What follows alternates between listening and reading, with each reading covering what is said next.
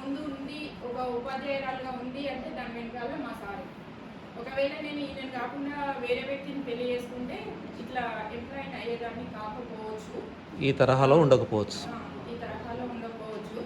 బంగారం లాంటి ఇద్దరి కొడుకులు కూడా ఇట్లా ఉండకపోవచ్చు.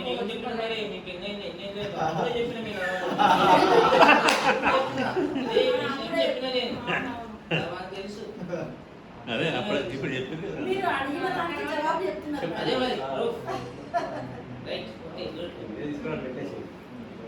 సరే, ఇక మీరు అన్నట్టు సారు మాటలు కఠినంగానే ఉంటాయి, సూటిగానే ఉంటాయి, అన్నీ అట్లే ఉంటాయి.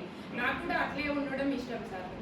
మళ్ళీ నేను మా సార్తో పనిచేసిన కాలం నా జీవితంలో మరపురాని జ్ఞాపకం, సువర్ణ, ఒక మధుర జ్ఞాపకం సార్.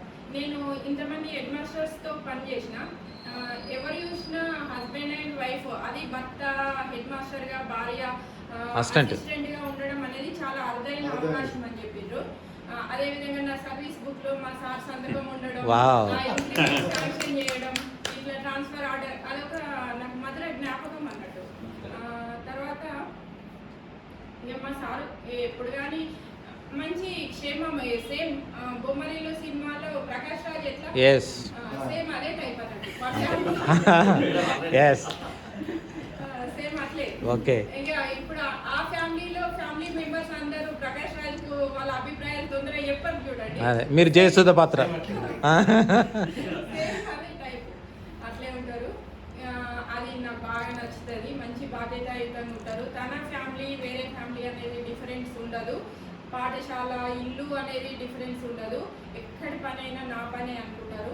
అది నాకు బాగా నచ్చుతుంది. అందరు క్షేమం కోరుతారు, కానీ ఆ విషయం బయట వాళ్ళకి ఎవరికి కనపడదు. ఆయన క్షేమం కోరుతారు అనేది ఎవరికి కనపడదు. తర్వాత ఇక మా సారు రిటైర్ అయినందుకు నాకు కొంచెం బాధగానే ఉంది, ఎందుకంటే నా జర్నీ ఇక కష్టతరమే అవుతుంది కదా. ఇంత సుఖంగా ఈ 5 ఏళ్ళు నేను అనుభవించిన.